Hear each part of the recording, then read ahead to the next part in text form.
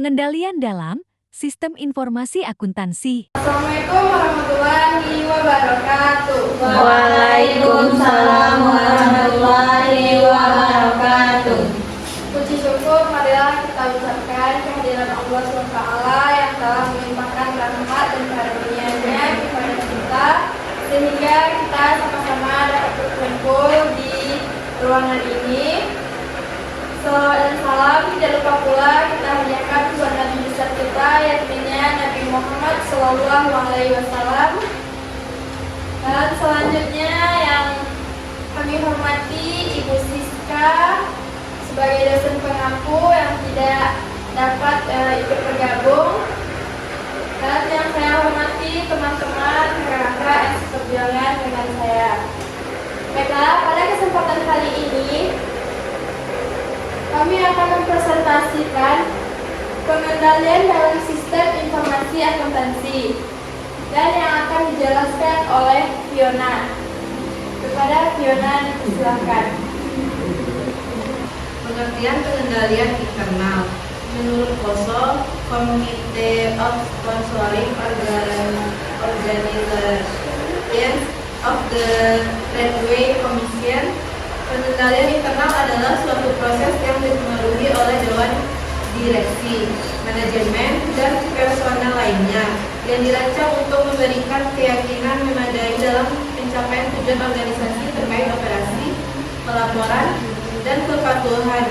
Pengendalian internal bukan hanya prosedur atau kebijakan, melainkan sebuah sistem terintegrasi yang melibatkan seluruh elemen organisasi secara berkesinambungan. 4 tujuan utama pengendalian internal atau KOSO.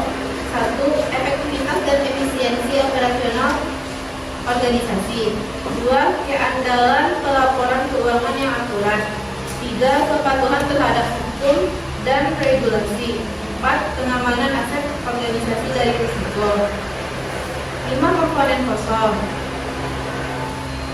1. Lingkungan pengendalian, fondasi budaya organisasi, etika, integritas, dan komitmen pimpinan terhadap pengendalian internal.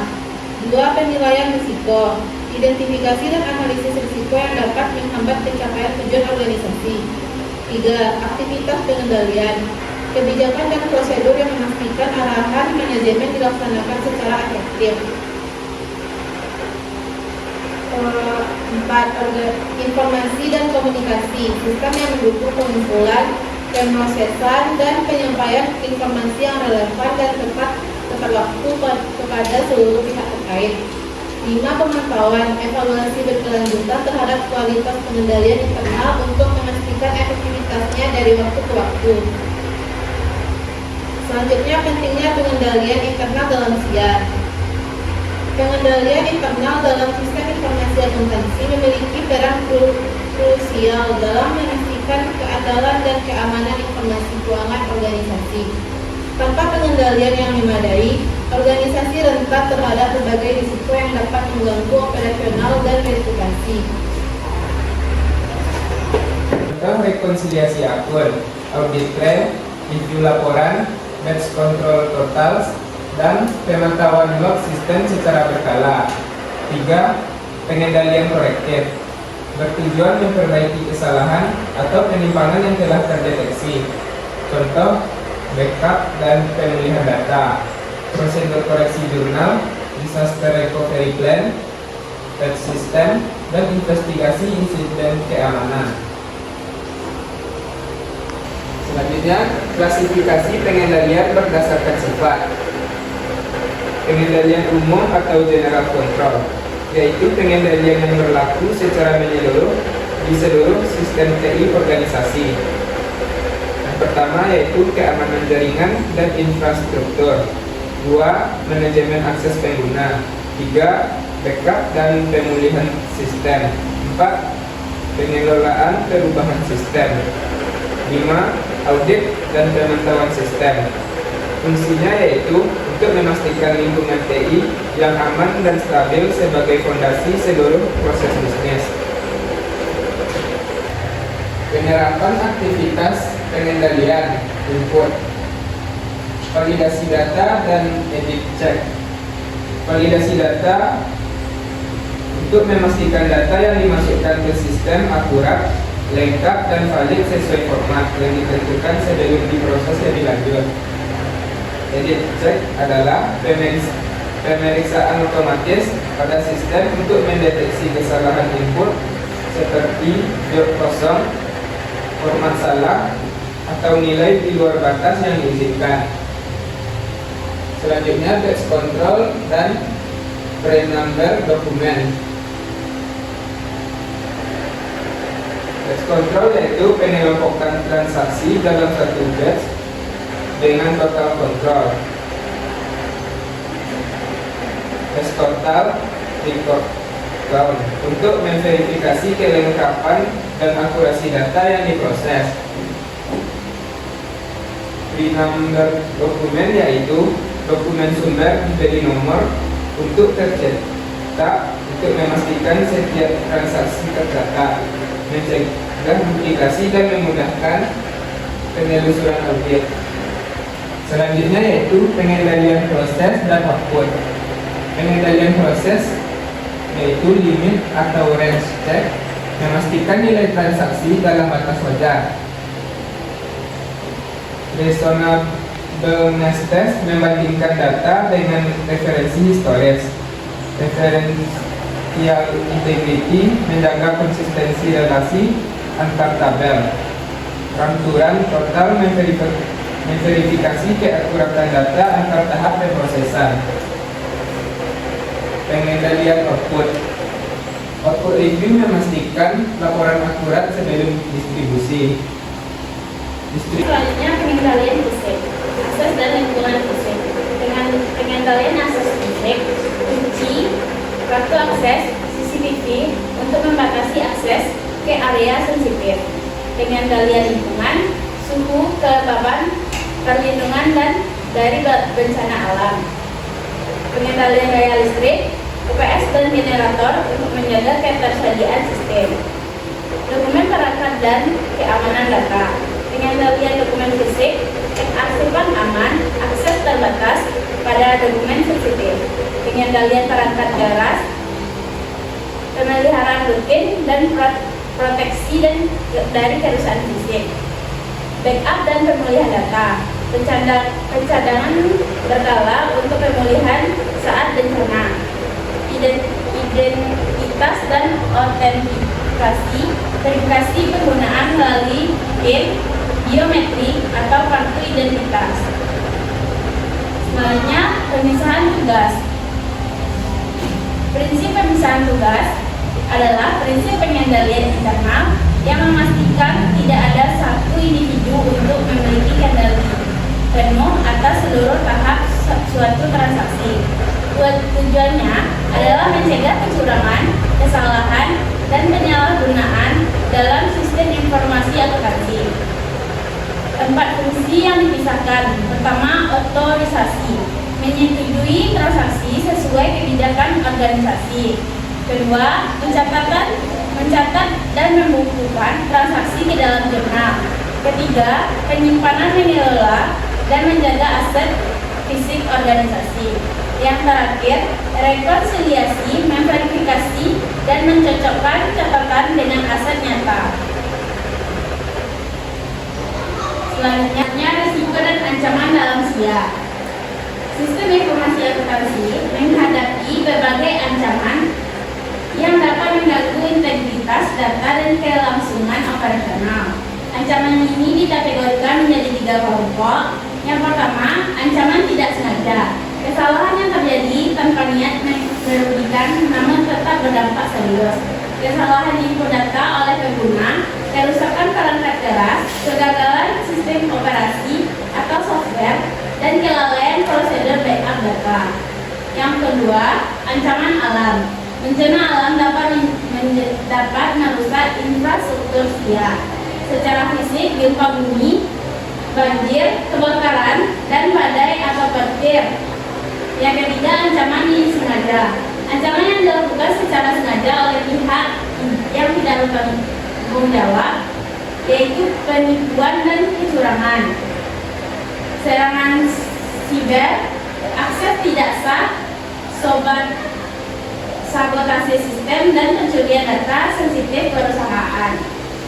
Selanjutnya, ancaman siber umum. Malware dan phishing adalah perangkat lunak berbahaya seperti ransomware yang mengenkripsi data dan meminta tebusan merusak sistem SIA secara serius. Yang kedua, phishing dan social engineering.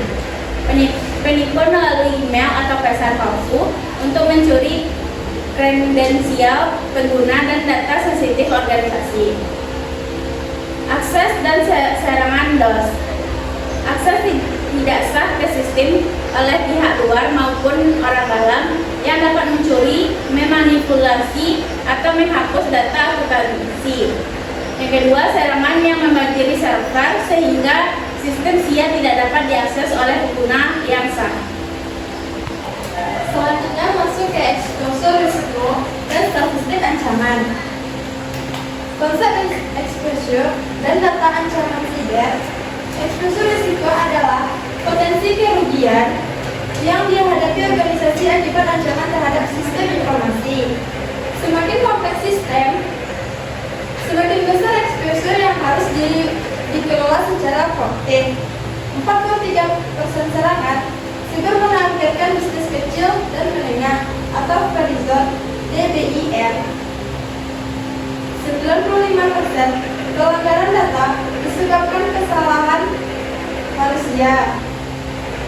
Kerugian rata-rata akibat pelanggaran data mencapai 4,35 juta dolar per insiden pada tahun 2002, menegaskan urgensi pengendalian yang kuat dalam sistem informasi akuntansi.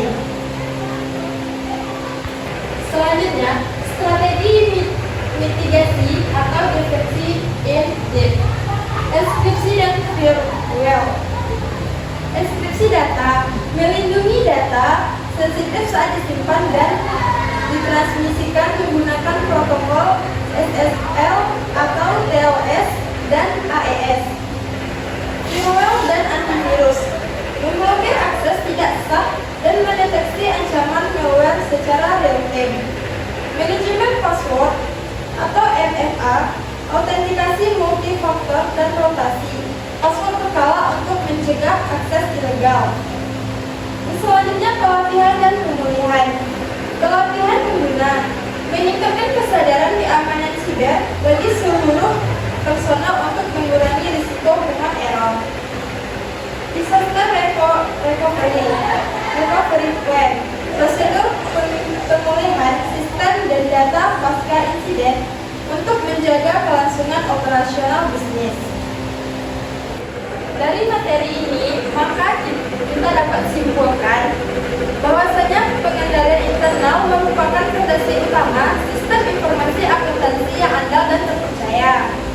Selanjutnya, ancaman terhadap sistem informasi akuntansi semakin kompleks, mencakup risiko alam, manusia, hingga serangan cyber.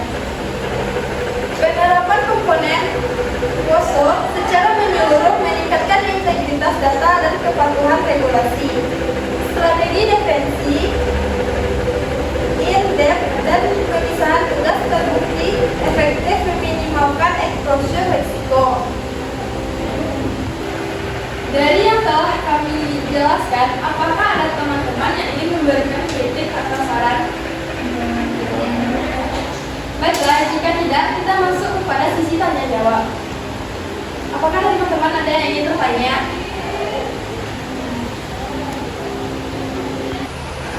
Baiklah, siapakah teman-teman yang ingin bertanya terlebih dahulu? Kepada Nurul Aisyah dipersilahkan.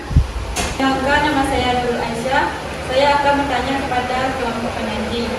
Mengapa pengendalian internal dalam SIA tidak hanya menjadi tanggung jawab bagian akuntansi? Baik, terima kasih. Selanjutnya, apakah masih ada yang ingin bertanya? Kepada Melan dipersilahkan. Dari penjelasan materi yang saudara sampaikan tadi, mengapa lingkungan pengendalian menjadi komponen penting dalam kerangka COSO? Baik, terima kasih. Selanjutnya, apakah masih ada yang ingin bertanya? Ya, kepada Ramadan dipersilahkan. Saya akan bertanya kepada kelompok penyanyi, apa manfaat pemisahan tugas dalam sistem informasi akuntansi? Baik, terima kasih. Selanjutnya, ya, kepada Puput dipersilahkan.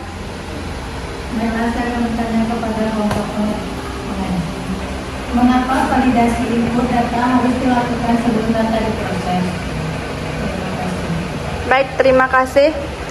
Selanjutnya, Amel dipersilahkan. Baiklah, saya akan bertanya kepada kelompok penyaji, apa perbedaan pengendalian preventif, detektif, dan korektif? Baik, terima kasih. Selanjutnya, kepada Putri dipersilahkan. Baik, mengapa ancaman siber menjadi risiko besar bagi SIA? Baik, terima kasih. Kepada Divya dipersilahkan. Baik, saya akan bertanya kepada kelompok penyaji, bagaimana strategi desain inbox membantu melindungi sistem informasi akuntansi? Baik, terima kasih. Apakah masih ada teman-teman yang ingin bertanya? Terima kasih buat teman-teman yang telah bertanya. Maka daripada itu, berikan kami waktu untuk mencari jawaban. Baiklah, selanjutnya kami akan menjawab pertanyaan dari teman-teman. Pertanyaan yang pertama dari Nurul Aisyah yang akan dijawab oleh Kak Mutia. Baik, saya akan menjawab pertanyaan dari Nurul Aisyah. Mengapa pengendalian internal dalam SIA tidak hanya menjadi tanggung jawab sebagian akuntansi? Jawabannya, pengendalian internal melibatkan seluruh bagian organisasi karena setiap karyawan memiliki peran dalam menjaga keamanan aset, keakuratan data, dan kepatuhan terhadap prosedur. Oleh sebab itu, keberhasilan pengendalian internal bergantung pada kerja sama semua pihak, bukan hanya bagian akuntansi saja. Baiklah, itu jawaban dari saya. Apakah Nurul Aisyah akan dengan jawabannya? Terima kasih atas penjelasannya dari kelompok penyaji. Berarti setiap bagian harus memahami tugasnya agar pengendalian internal dapat berjalan dengan baik. Benar, kesadaran dan tanggung jawab seluruh karyawan sangat menentukan keberhasilan pengendalian internal di dalam organisasi. Baik, terima kasih. Baiklah, kami akan menjawab pertanyaan kedua, yaitu dari Melan. Mengapa lingkungan pengendalian menjadi komponen penting dalam kerangka COSO? Jawabannya yaitu, lingkungan pengendalian menjadi dasar penerapan pengendalian internal karena mencerminkan etika, integritas, dan komitmen manajemen. Jika budaya organisasi sudah baik, maka komponen pengendalian lainnya akan lebih mudah diterapkan. Apakah Melan sudah menerima jawaban yang kami berikan? Baik, saya terus setuju karena budaya kerja baik akan mendorong seluruh karyawan untuk menaati prosedur yang telah ditetapkan. Benar. Lingkungan pengendalian yang kuat akan menciptakan budaya kerja yang disiplin dan bertanggung jawab. Baik, terima kasih kelompok penyaji, saya akan dulu. Terima kasih. Kita menjawab pertanyaan dari Ramadan. Apa manfaat pemisahan tugas dalam sistem informasi akuntansi? Pemisahan tugas bertujuan mencegah terjadinya kecurangan dan kesalahan dengan membagi tanggung jawab kepada beberapa orang. Cara ini juga mempermudah proses pengawasan dan meningkatkan keandalan informasi. Apakah Ramadan sudah paham dengan jawaban yang saya berikan? Oke, berarti dapat kita simpulkan bahwa seseorang saja tidak boleh melakukan semua aspek transaksi. Ya, betul. Dengan pembagian tugas yang jelas, peluang terjadinya penyalahgunaan wewenang dapat diminimalkan. Oke, terima kasih kepada kelompok penyanyi atas tanggapannya. Selanjutnya saya akan menjawab pertanyaan dari Puput. Mengapa validasi input data harus dilakukan sebelum data diproses? Data yang masuk sudah benar, lengkap, dan sesuai format sehingga dapat menguraikan kesalahan pada proses pengolahan serta menghasilkan informasi yang akurat. Apakah Puput paham dengan jawaban yang saya berikan? Paham. Jadi, kesalahan pada tahap input dapat mempengaruhi hasil akhir laporan. Benar, karena oleh itu, tahap input merupakan bagian penting dalam menjaga kualitas informasi akuntansi. Terima kasih, Laras. Selanjutnya kami akan menjawab pertanyaan dari Amel. Apa perbedaan pengendalian preventif, detektif, dan korektif? Pengendalian preventif bertujuan mencegah kesalahan sebelum terjadi. Detektif digunakan untuk menemukan kesalahan yang sudah terjadi. Sedangkan korektif berfungsi memperbaiki kesalahan tersebut agar tidak terulang. Apakah Anda memahami jawaban yang diberikan? Terima kasih. Baiklah, saya akan menjawab pertanyaan dari Divira. Bagaimana strategi defensi in-depth membantu melindungi sistem informasi akuntansi? Strategi defensi in-depth menggunakan beberapa lapisan keamanan seperti firewall, enkripsi, antivirus, dan autentikasi multifaktor. Dengan cara ini, jika satu lapisan gagal, lapisan lainnya tetap dapat memberikan perlindungan. Apakah dia paham dengan jawaban tersebut? Baik, saya memahami bahwa keamanan sistem tidak cukup hanya mengandalkan satu lembaga. Benar, semakin banyak lapisan keamanan yang diterapkan, semakin kecil resiko terjadinya pelanggaran sistem. Terima kasih. Baiklah, sekian presentasi dari kami. Dengan berakhirnya pertanyaan yang telah dijawab oleh Fiona tadi, maka berakhir pula presentasi kami kali ini. Kami mohon maaf jika ada kesalahan kata-kata yang tidak kurang tepat. Kami sudahi dengan wabillahi taufiq wal hidayah. Wassalamualaikum warahmatullahi